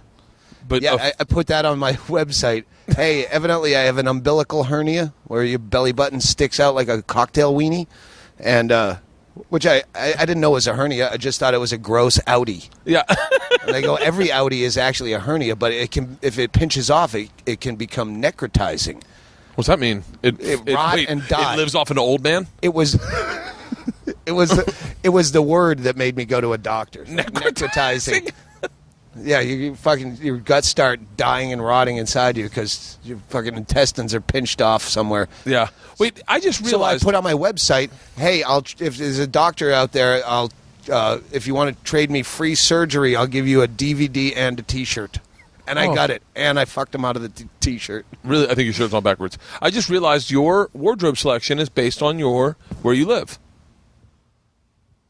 I remember at one point you went from like Packers caps and T-shirts to like vintage suits, and I realized Occasionally, I'd bust out a vintage suit if I found one that fit me. But yeah, I'd wear sports jerseys, football jerseys specifically. yeah. Occasionally, a baseball jersey. But you're pretty much entirely. Before that, it was always the black overcoat and the wool cap. How much do you believe style plays into stand-up? I really enjoy because no one dresses anymore. I Yeah. really enjoy dressing up in fucking 70s leisure suits because it kind of feels like you put some effort into a show. Where you just show up in a fucking T-shirt and shorts, and every fucking guy just shows up sweatpants or whatever. So yeah, it kind of feels fun. Yeah, I feel like Glam rock. I go, oh, the jeans and pants are nice, but I always go like a t-shirt. And then sometimes, like the other day, I got on stage and I was like, I think I'm underdressed, but like a collared shirt doesn't feel like me. But at the same time, I don't know what I'd wear. Yeah, it took me forever before I go. I fucking love the whole dumb '70s leisure suit thing. Yeah, it doesn't. I'm obviously too old to think I'm a hipster. Wait, how old are you? 47. Are you I always really? round up. I when I was late 28, I go, I'm practically 30. And then it was always a year. Then when I was 37, I'm 40. 40. And now, yeah, at 46, I was 50. What? Getting closer. What's your favorite year you've lived in stand up? Like 95. Really? Wait, Yeah. walk me through 95. 95. I lived out of my car since December of 92. I just said, fuck it. I can just keep my shit in my car. I get a voicemail and a mailbox that would forward whatever. I don't even know what mail I needed back then. I had no bills. But 95, I did the Vale Comedy Festival / competition. It was a short-lived thing, but I got discovered. I'd never been anywhere near industry. What's a joke that you told back then that maybe is not indicative of who you are now, but you were proud of? Back then, I couldn't tell you one that I'm proud of now. There's a recently released footage of a show me and Hedberg and two other guys did in Minneapolis in 95, and I watched it, and it's fucking... it was wrenching to watch myself. Really? All my jokes sucked. I had a weird accent. I have no idea where it came from when I first started. Like a Boston accent? No, it wasn't like kind of New Yorky Boston talking out of the side of my face. Really? Yeah, it's out there. I don't know what to search it. So what the 95 buzzword is. In 95 you do that. So I did that, and I got a small development deal from HIP, which was HBO's production company, like $14,000, which was the sky just opened up and rained money. Yeah. For a guy who's living out of his car, $14,000. And then I did the San Francisco comedy competition, and I won that, and that was $10,000. And you beat Dane Cook. Dane Cook, yeah. That's crazy. It was great. I still love having Dane Cook as my villain, my Joker to my Batman, or vice versa. I like to have that. It's not even competition. I just like to have that rival. We're not up for the same shit. Yeah. No one's deciding on Saturday night between the two of us. I just enjoy having a rival, and I had him since 95 before anyone knew either of us. It was me and him neck and neck in the San Francisco comedy competition for 3 weeks, and then Vanity Fair, top 10 comics to watch in the 2000-something early. It's me and Dane Cook are the two guys. Really? Me and Dane Cook up for the Man Show. It was always nice to have. Fucking crazy. Yeah, and we get along. He's like, when I get on Twitter, hey, I can get you verified. I'm like, that's cool. So Yeah, as much shit as I always talked about him, I know he's a fucking great guy. He's always been. I said this to him, and I'll say this again. And this is a shitty thing to say, but I got to be honest with you. Once he got really famous, he was a lot easier to be around. Like it was like there wasn't. Like I remember this, and I'll say this out loud because you do it. When you talk to someone, you look them in their eyes. But like Dane, when he was younger, he wouldn't. He was always looking over your shoulder. I'm not shitting on Dane. Dane may or may not listen to this, but he was always looking over your shoulder, and you never really felt comfortable around him. And like, if I didn't have cocktails during this podcast, I'd be looking at my feet. I'd be so self-aware. Oh no, you were looking at my eyes when you were sober. And so, but then when I ran into Dane, he was completely like looking me in my eyes, and he was talking to me about me, and I was like, "Whoa, this is very on Dane." And then I said to him, I said, "Man, since you've gotten famous, here I'll open it for you." I go, "Since you've gotten famous, you're really grounded, man." And Dane goes, "No, my mom and dad died, and my brother stole money from me. I think that's what got me grounded." I was like, "Oh, okay." I wanted to call him to see if he'd do my podcast when I was here, but I didn't. He'd do it in a heartbeat. I know he would, but dude, you gotta have him. I mean, seriously. I remember because when at the height, there was an era. There was I forget who was before Dane Cook, but there was always the comic that he was the magnet of hatred. Larry the Cable Guy, get her done. You went through that in comedy where audiences were for no reason yelling get her done at you on stage. Yeah. And Dan's a fucking great guy. Yeah, You don't he really hate is. the guy, you hate the fans. So people, when I would trash Dane Cook, would like attack him online and I had to write on my site, listen, it's a friendly rivalry. It's like the Red Sox and Yankees. If I walked into an airport bar and there was my biggest fans and Dane Cook, I'm sitting with Dane Cook. Yeah, to this So I'm day. sure I lost some fans going, hey, you know what? I'd rather hang out with a comic that I trash publicly than a fan. I would. There's a couple comics I probably wouldn't want to bump into, but there's a couple like that I'm not fans of that I'd just be like, you know what? I'd rather talk to a fucking abortion doctor for 25 minutes and find out about their life. Yeah, there's guys I don't like, but I don't bring them up anymore because I know how much it fucking hurts when you hear someone, just any random anonymous guy trash you on fucking Twitter. It hurts. I said that on a Q&A the other day, and they were like, so what's your point on someone? And I was like, I don't say anything. I don't say anything because I know when I get the bad email, I know what it makes me feel like. Yeah. Like I don't want anyone to go through that. Like, you're totally right about that. Like, just the first negative bit of conversation goes to that person and it sends them in a spiral. You can get 100 great fucking tweets. One tweet that hits home and you're like, oh, here we go. Mm-hmm. Because I'll be white knuckling it's the today. one that's confirming the naysaying vote in your head where you go, you really suck, you're a fraud. You ready? They'll find out eventually. And then one guy says it on Twitter, you're like, see, I was right about myself. Fuck it, every other. I will say it right now because I don't care and because because I'm talking to you. There is something you have where you cut the bullshit out of people. Rogan does it too. But mine was, I'm in Hawaii. Tracy Morgan does a Ask Me Anything on Reddit, and someone says, did you smoke PCP with Bert Kreischer? And he goes, I don't know Bert Kreischer. I've never met Bert Kreischer, and I've never smoked PCP in my entire life. Now, my story of those events was never identical to what maybe that person had tweeted them. My story is very accurate, it's very honest, and it's very real, and it's in my book. And Tony Woods was there. Tony Woods was there the entire time. He can corroborate every fucking fact of that story. And by the way, I have never said Tracy Morgan smokes PCP. I will say he completely led me to believe I was smoking PCP. Like, that is I am the first in a very long list of comics that Tracy Morgan has messed with, white comics that he's messed with. Like, and it's in my book, and it's very true. I've never said he smoked PCP, but what happened? What? Can you still pre-order your book, or is it out now? I'm going to release this week. You can definitely still pre-order it. So where do you go? Amazon.com? You can go to Amazon.com. You can go to called Life of the Party. See what I'm doing here? I fucking love you. Love you. I've been meaning to retweet it, Thank you. but I haven't. That's as good right there.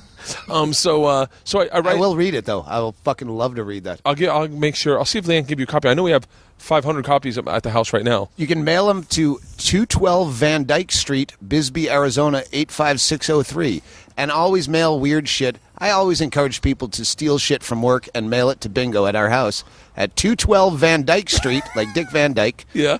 Bisbee, Arizona 85603. You know what? I'm gonna have Leanne mail you a copy with something weird that the girls found. Oh no! This is the steal shit from work was for the people. I'm gonna have Leanne mail you a copy, and I'll have the girls write you letters. Every time I do this on a podcast or a tweet, a bunch of shit will show up at the house, and Bingo's always confused. Why am I getting all these packages? Yeah. Oh, I do this to you all the fucking. Did you do that thing again? Yeah. She's fucking adorable. So anyway, I'm in Hawaii. I'm with the girls. I'm not drinking. I'm sober. I'm hanging out with the family, and I go on Twitter.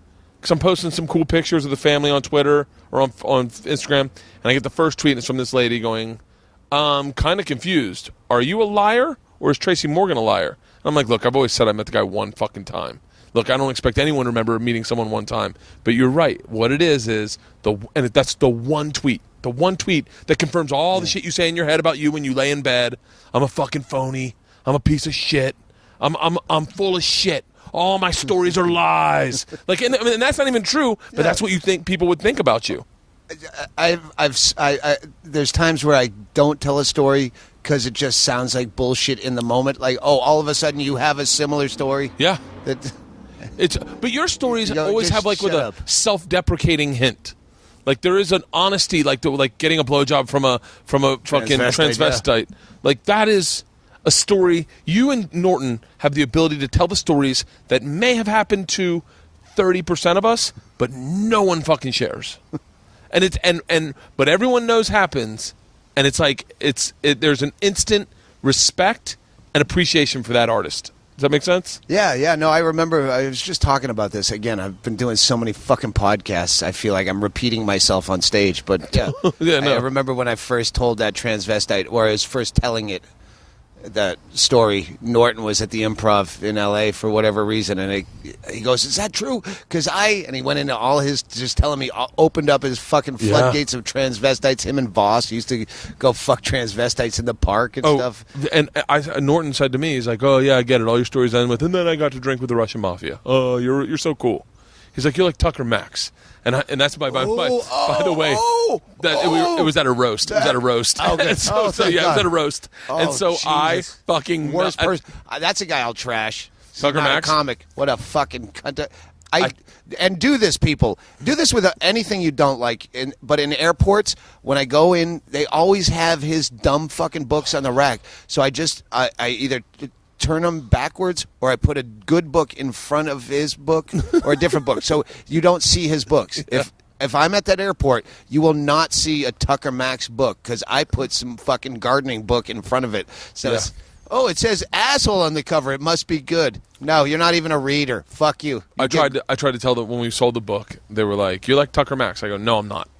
Because I read his book. It comes out, and it's like, I hope they serve beer in hell. And I'm like, in my head, I'm like, okay, I'm in on the brand. I get it.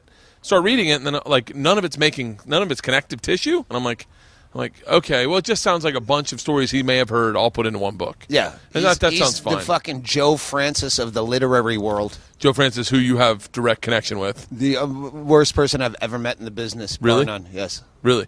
Absolutely fucking worst human being. I always said that lawyers would have all his money by the time he's 40, and it's about that time, and I think I'm right. I think they do. Yeah. He got fucked in the ass, I think. Oh, yeah. That was...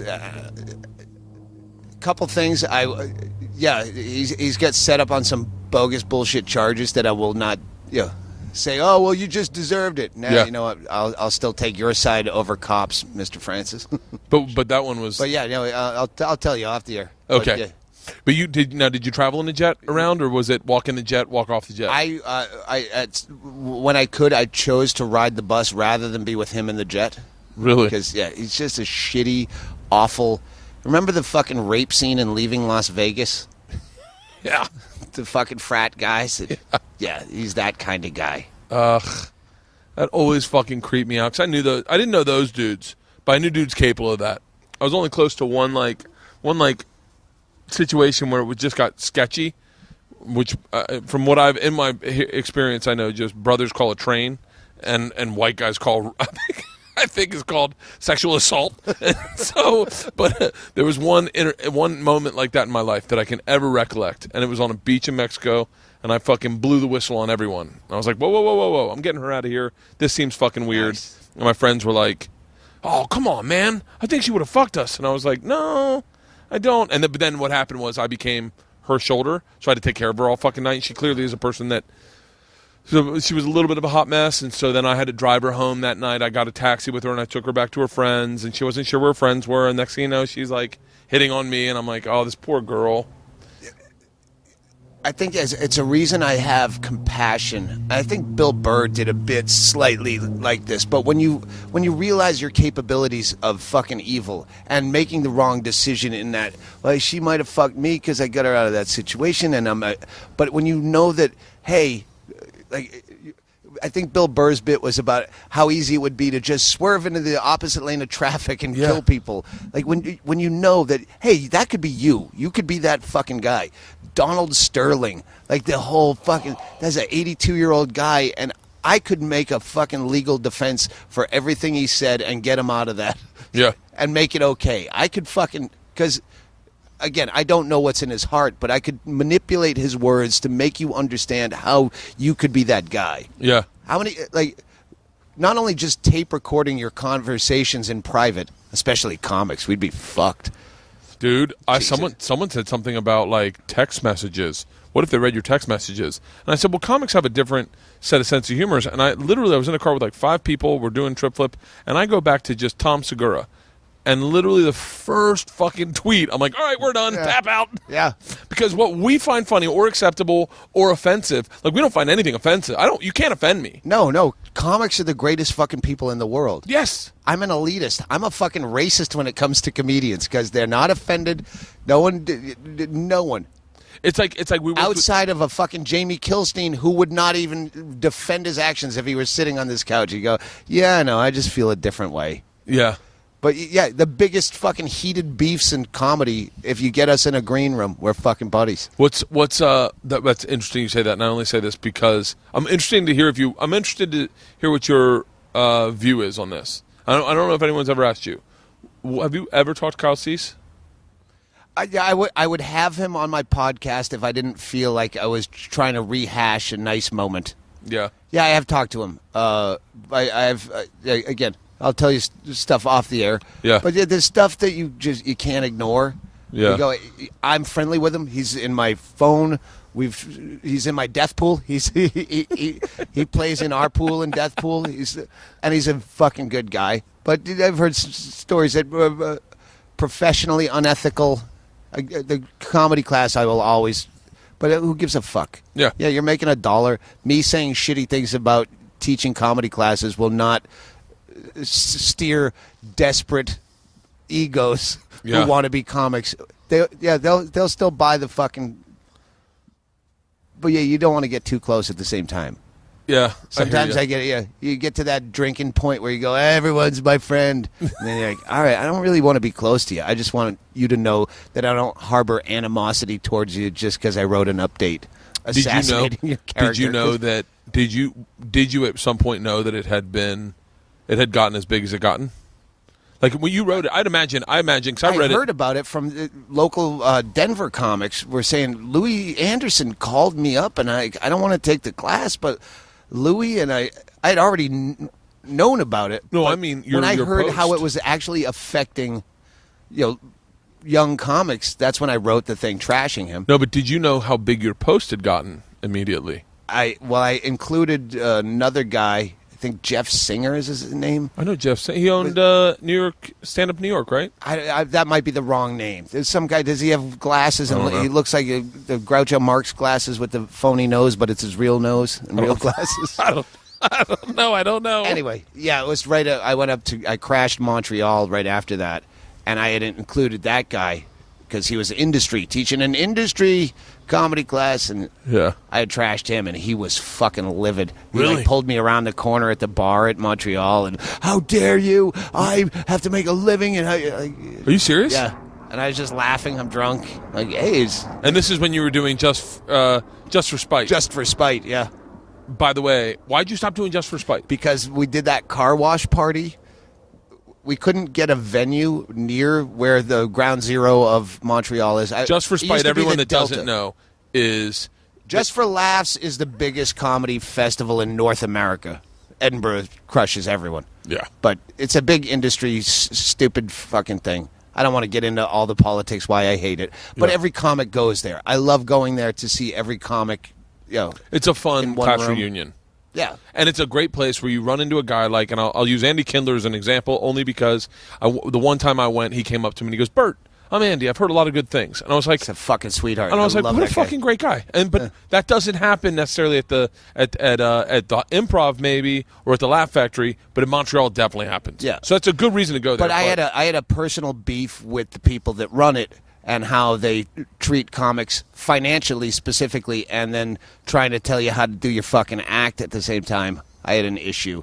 So I did my own show one year Just for Spite, where at the last minute I rented some fucking, booked a punk rock club, seated like 50 people, or stood 50, whatever, just to prove that on 2 weeks' notice I could make more money from 50 people than what you just offered me to do an 11-show run of a one-man show. Really? $110 a show? I made more than that my first feature gig at a fucking Red Lion in Montana. $110. Yeah. Oh, it's I just did it out of spite. I called it Just for Spite. I did that show, made more money in one fucking show with 50 people than they were offering me. And then we did it the next year. And then the third year, we rented out a car wash directly across from the hotel where everyone meets up to party and threw a free fucking beer, free booze, fucking dance music.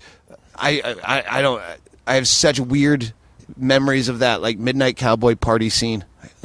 Of doing ecstasy, but it was so fucking good that I can't top that. Until I can top that party, it was such a blowout. Till morning, the fucking sun's rising.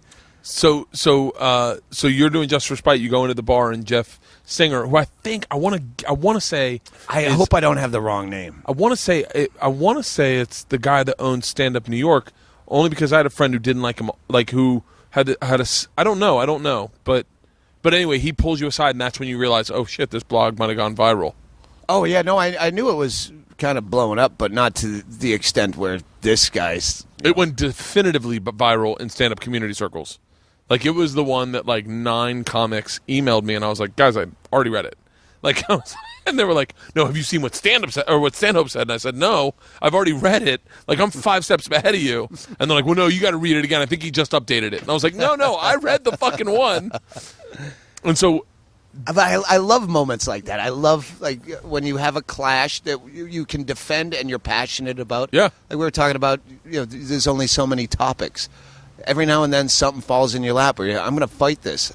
Last time I played the UK, some columnist wrote just a shitty article about some right to die guy that had a locked-in syndrome where he's paralyzed, completely aware, but he can't move a muscle. He can blink his eyes to communicate, just like that fucking Metallica video, which is based on Dalton Trumbo, Johnny Got His Gun. Yeah. World War I book. Anyway. Now I'm getting drunk. I want to throw in. By the way, this is what I feel like on stage all the fucking time. What you're doing right now is where I go, which is based on that thing, which is that, and then I go, what's stay the course? Yeah. Try something at one point, I'm like, my parents got divorced. Motherfucker, what are we talking about? Yeah, stay the course. So he has a right to die thing. Yeah, and she wrote some shitty thing, and I fucking tweeted, "Hey, look at what this cunt wrote about this guy." And then my fucking I read that. I read Allison that whole Pearson. Yeah. Yup. And, my fucking.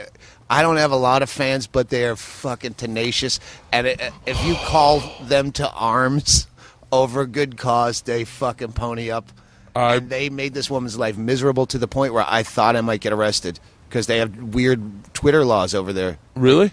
Yeah, like some kid went to jail, an Olympic diver who was doing it for his dad, and then he didn't win a gold, so someone tweeted, "Hey, you shamed your dad in hell," or something. Fucking prison time. Yeah, really? Abusive tweeting.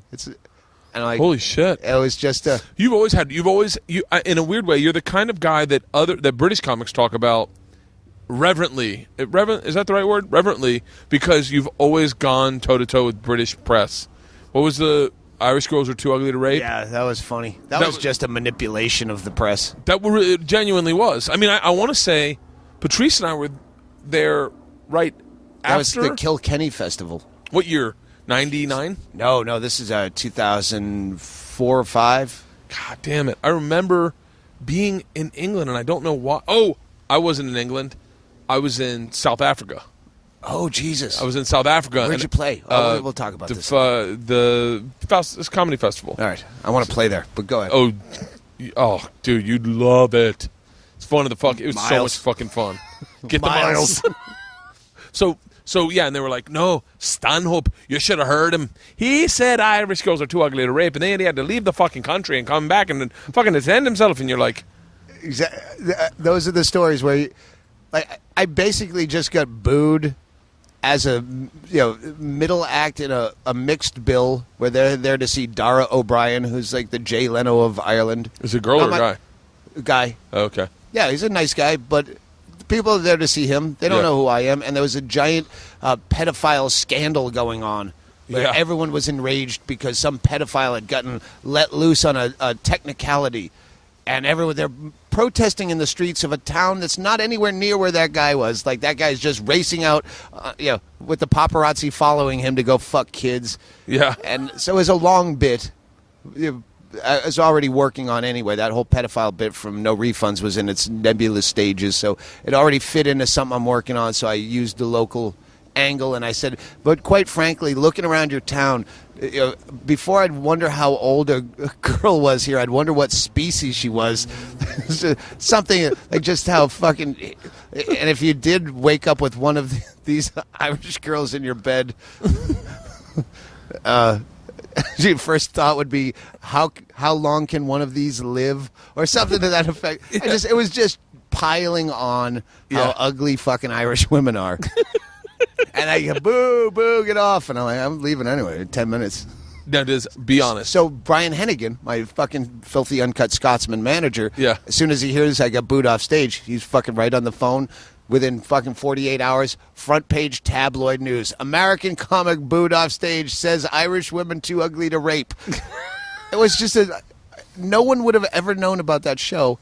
And Brian, knowing how to manipulate the press, made it in a fucking, I'm leaving Ireland and in the tabloid. So you were on your way out? Yeah, as I left, I saw the tabloid in the fucking airport with my face. Do you? I was about to say be honest, but I don't think there's that. I don't think I have to say that with you. Does that depress you when you get negative press? Well, that's not negative press. That depresses me in how easy it is to manipulate. Yeah. They still have fucking newspapers over there, tons of them, and they're desperate for a story. They still have newspapers over there. So, yeah, if you can be their Donald Sterling, they'll fucking write about you. What's one bit of press that you've gotten that you've been like, that has bummed you out and you're like, ah, fuck? Well, I never read, like, just your regular interview shit you do for the whatever weekly, I hate reading them because there's always one thing that's wrong and it's too late. And it logically, no one cares. I was called the winner of the Montreal Comedy Festival once, and you go, "There's no winner. That's a festival I did. It wasn't a competition." But then you're thinking about other comics reading it, thinking that you told them that you're a winner. Yep. And they go, "He lies to them." Yeah. That's consistently my fear is that people think I think I'm better than I am. Yeah. Like, he really thinks he's all like, and I'm just no, I'm just like you are, and I'm afraid of good press as much as I am bad press. I look at way worse. The fucking Bill Hicks shit I get in the UK. It made me look for reasons to hate Bill Hicks so I could just combat Did you ever it. meet Bill Hicks? No. Really? No, and I don't get the comparison at all. You get the comparison. I think honestly, probably. Well, didn't you live in Houston at one point? No. You just did Laugh Stop? Yeah, I taped like my first 3 CDs there, so okay. People think I was from San Francisco because I won the competition, and I used to hang out in Minneapolis. I always thought you were from Houston. No, just did the club there. Really? Yep. I taped my first CD. I listened to it. Ari will listen to your CD with you, and then critique it. And I told him, I said, well, I don't want to listen to one that's recent. Like, I want to listen to my first one so we really have something to critique. Boy, it was... Oh, wait, there's as a podcast or something? Yeah. Oh, that's fucking brutal. Oh, you have no idea. Ari literally was like... How about old notebooks? I go through open mic. No, to bring out open mic notebooks, that would be a show. That'd be a Paul Provenza Edinburgh Festival. Open mic notebook, you go get your old fucking first notebook and try to do those jokes funny. God, it would be fucking... But Louis said that's what he did. Louis said that's what he did. He goes, for my second hour, after I did my first hour, I just brought out my first notebook and reworked those jokes. I was like, what? Louis? Ugh. He was like, I took old jokes and I just refigured them out. And I was like, huh, people can do that? I'd be just ashamed of the things I thought were funny. I can remember distinctly, I had started with Dimitri Martin, and I thought that Dimitri's way of doing stand-up was the way to do stand-up. Because, like, Hedberg was one of those guys that you were like, wow, he figured it out. He figured out the fucking thing to be original. And then, adversely, everyone then copied him. But Dimitri was kind of very Hedberg-esque at the time. So I was like, oh, that's it. So I tried to, I don't even want to say the jokes. It's so not funny that it's almost beyond embarrassing, and it makes people want to just turn off the podcast. But I was like, what if Papa Smurf's middle name was Boner? Papa Boner Smurf? Oh, fuck. And I literally wrote it down, and I remember being like, "It's gonna work. It's gonna work." Yeah, no, it's the fact that you wrote it down. Even if you never tried it, the fact that you thought that might be funny. But I compare it to thrift store shopping, where you look at a billion pairs of shitty fucking pants, and then you find that one fucking great vintage grab for $4. I sometimes think to myself, and I'm in the middle of like re-figuring out the way I write, because I figured out a certain way to write, but then I feel like there's a shelf life on that. So I then have to kind of not reinvent myself, but just re-look at the way I see things and try to never like be complacent. So I realized today, I'm a little obsessed with gentrification, because I went back to Tampa and I realized, wow, it's really interesting. The place where when I grew up, the black people, Cuban, white people, and certain people lived, now it's all flip-flopped. And now the white people live where the Cuban people lived, the Cuban people live where the black people used to live, and the black people live where the Cuban people live. I was like, but the rich white people still live where they live. I was like, that's so fucking interesting. But of course I didn't say it as eloquently as that. It turned into whatever I said turned into a ooh, and then you're like, oh, I got a groan, I must be going in the right direction. It's like getting fucking a gag during a blowjob. You're like, oh, here we go. So bigger than I thought. Big one. So, but like, do you look at writing that way? Do you look at writing a joke? Do you look at the way you write and go, let me change up my style of delivery or my style of insight? Anytime I find a weird way to say something, I'm so impressed. I just want to take myself home and fucking cuddle with me. Like, really? Oh, I found a different angle on that. I've been trying to work that bit out. Now I did it in a weird way. Really? Like the fucking hooker shit pussy thing. I was trying to force a whole different way of saying that. And again, just every now and then you get that, oh, fuck, I know. That's why I will never not write something down where I go, because this might be my last idea. Eventually you're going to become, Shecky, whatever. I was talking to Friars Club guy. I was talking to Al Madrigal today. And he said to me, "Oh yeah, he met us at Bill Burr after coming from here. We tag teamed." Yeah, he was like, listen, he's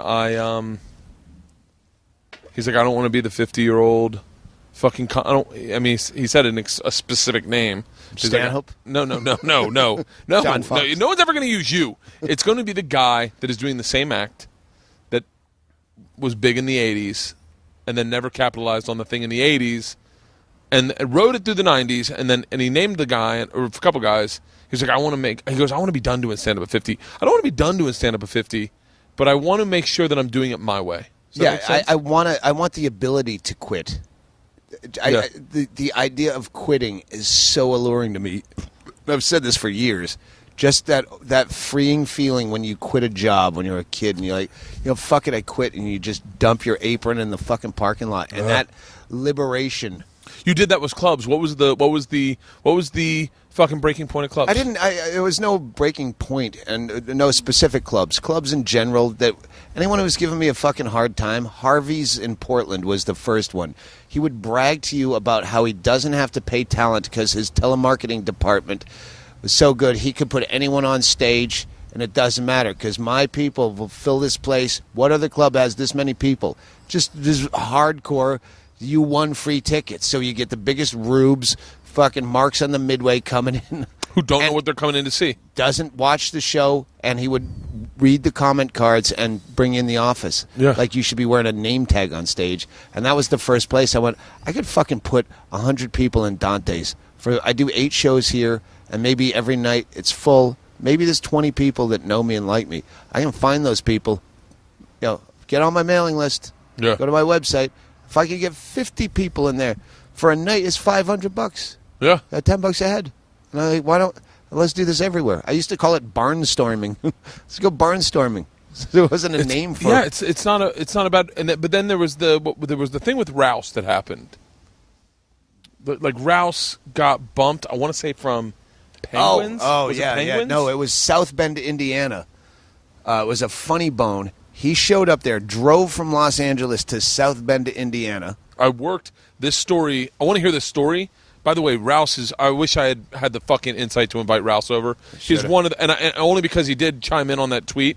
He's like, "I'll come over. I'll bring the Coke," as a joke. I don't know, but but like Sean Rouse is another of what was technically called, and if you're new to podcasting and you're new to stand-up, you're listening to this, there's a lot of Doug Stanhope work you need to do. There was a tour called, I'm being dead The fucking Unbookables? serious. The Unbookables was the next group of guys that I now know to be fucking genius comics. Like guys that, no rules, no fucking... Not corporate guys. They were not getting good colleges. The no rules part was the downfall. No rules as in I don't have to be able to talk when I get to the stage. Sometimes. I don't need to know how to get on a plane. Who was it, James Ingram, or was it Inman. Andy who said, I remember working in Atlanta with him and I was really excited and I was like, dude, I'm a fan. I'm a fan of Stanhope's. I'm a fan of the Unbookables. And he had this look in his eyes. I think he had just come back from like Helsinki with you, and he was like, yeah, man, I did a fucking bump of coke on stage. And That was Brett Erickson. Brett Erickson. And he goes, I did a bump of coke on stage. I have a kid, man. I've been thinking about that a lot lately. And I was like, yeah, but that's why I like you. And he goes, yeah, but... Yeah, Erickson's supposed to be moving out here. Is he? Finally, his last kid left the coop. He was the unbookable that was very bookable, but he was in a really ugly relationship where custody battle. Yeah. So he couldn't leave Peoria, Illinois, and it's hard to. And you were friends with the dude. You were friends with the dude who fell off the overpass. Brett Clausen, yeah. Brett Clausen. Yeah. I only knew him via Very funny dude. Andy Smith. Oh, chick, yeah. Yeah, she's great. KC. Yeah. But you introduced. Wait, is she KC? I think so. I think she's still there. She had a baby. She's going back on the road. Right. I'm interested to see her material about being a mom because I don't think anyone writes the way she does. I'm interested to see that. So what I'm saying is, if you're listening to this, and I fucking forgot the question I'd asked you, but if you're Unbookables. Yes, if you're listening to this, there is a fucking book's worth of work you need to research on Stanhope because there are a lot of guys working today, and I'm not. Brendan Walsh is here because he's Brendan Walsh, but I know him because of you, and he he is Brendan Walsh. He is definitely fucking Brendan Walsh. I'm not taking anything away from Brendan, but you maybe were the first guy that was like, God, you got something really special, man. You're really fucking talented. Well, yeah, I just gave him an opportunity to make shit money, move to LA. Like. I always begrudged people who took credit for Bud Friedman. Yes. I discovered this guy. I was fucking doing shit. Like, I hate people who take credit. Like By the John way, Fox did for me when I didn't even work with you motherfucker. I've always begrudged people to do that too, and I just did it to Brendan. And I'm trying to say, but I feel like that. I want to take credit. Like, see, I told you. I want to be the I told you guy. I'm not taking credit, but I'm glad you noticed. I picked up on all those guys, and all those guys, as soon as you said, I got this guy with me, the guy, Junior Seau, not Junior Stopka. Junior Stopka. Seau. Junior Seau. Yeah, Junior Stopka. I had to fucking not bring him out on this tour because I know you will find this place of comfort here. Yeah. You got to be headlining. You're a fucking monster, and if I just keep bringing you out on the road to open for shit money, you'll be happy there. Yeah, so let's go back. So Rouse is someone I discovered through you, and I went and watched him live. You want to talk about a fucking monster show.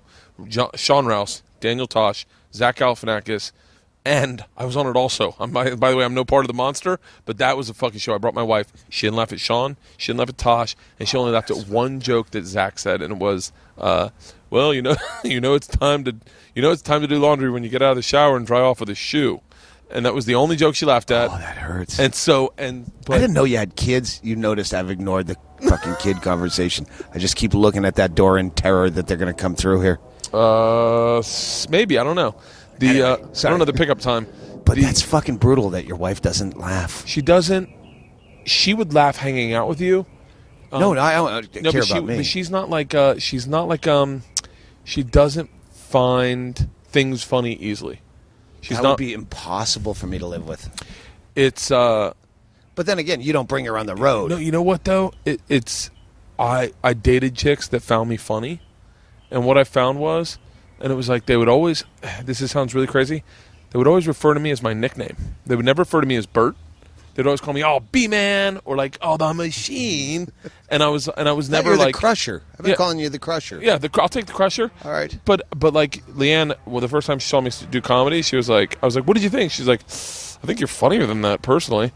So like when I wrote my book, when she would be like, "That's funny," I'd be like, "Oh, fucking thank God." So like it's nice to have someone who does not find like, and she grew up in a very small rural Baptist town. So like someone like Sean Rouse, she's never going to get Sean. She's never going to get Tosh because she sees Tosh as a closeted gay man who can't come out of the closet. And I go, Leanne, that's the joke. Yes. That's the fucking joke. And she's like, I don't get it. Yeah. But so you are the first person that introduced me to Rouse. Bob Biggerstaff tells me how brilliant Rouse is. Yeah. And then very shortly after is the story of Rouse doing the show. It's better that you tell the story. The South Bend, he got fucked over. He drove out to work this comedy club that's no longer in existence. Some fucking cunt ran it. Yeah. And so he goes up the first night, and he has, I'm assuming it's the classic Kobe Bryant didn't know how to rape chicks because he never went to college. God, I wish I remembered that joke because I was one of I think it was that joke, and I think it was rape crisis counselors were in the audience. It might have been abortion joke. I'm pretty sure. If I'm incorrect, the parameters are accurate. Yes. So he goes up, and they fucking cause a ruckus, and this guy's offensive. So they fire Rouse, knowing that they hired Rouse for what Rouse does, fired him and didn't pay him for the fucking... They paid him for the one show that he did, and then he drove... What's that, 1,400, 1,800 miles? Yeah. And they go, you're fired, fuck you, you got no money? And he stayed, if I'm correct, because I worked for this feature. He had to stay in the condo. He had to stay in the condo with the feature who then took over the headlining spot. I worked with the feature, and I don't mean to shit on the feature, but I remember he was like, yeah, I was the feature for that show. And I was like, You were there? No. Later. 2 months, 20 months later, I'm working with the guy who was like, oh, no, I was the feature for that show. I was like, interesting. So he was like, yeah. Rouse was not to blame. It was not that bad of a joke. These people lost their minds. And then he's like, wait, did you hear what Stanhope did? And I was like, no. I got hired to, and again, one of these bookings that you take knowing that it's really inappropriate, but hey, they offered. So I'm going to do the Bob and Tom tour. Bob and Tom radio. Wait, had you done Bob and Tom before? Yeah. I would go out and... Was this when Bob and Tom were dirtier? No. I would tone it down, and they would, if I said something a little too spicy, they'd go, whoa, we're going to lose our license in the mm-hmm. They were very nice off the air. Bob and Tom are great dudes. Yeah. I really like them. I'm going to do them in next week. Yeah, but I'm not, they're the people they talk to in the Midwest want to hear Haywood Banks, goofball Gallagher comedy. I shouldn't be on the tour, but I am. So I play South Bend, and all I know about it is this is the place that fucking cunt from the Funny Bone fucked over my friend. So I just opened with that, and I filled in with that. I closed with that. Just this fucking don't ever go to the Funny Bone. This fucking, and I did this an old bit that I kind of rewrote. The Funny Bone, the South Bend Funny Bone rapes babies, and like just every. She was in the audience, evidently. Yeah. And I offended a sponsor. Anyway, I got cut from the tour. Best for everyone involved. Well, it was a very popular tour, but I think it was made most popular by guys like you and Tosh. There was a couple comics that I was on the bill with that were siding with the fucking club owner after I explained the story in detail. Really? Well, because they knew her and she booked them. Oh, no names. Waiting for this to be over because I'm dying of other fucking names. Let's walk and get cigarettes. I got to piss. You got it here. Let's hit pause. We'll talk all the shit we can't say on the air. Let's hit pause and we'll come back. Yeah. I'll put some beers on ice. Yeah, I'll get a cigar. We'll get some pack of cigarettes. Yeah. All right. Let's do it. Perfect. Pause. All right.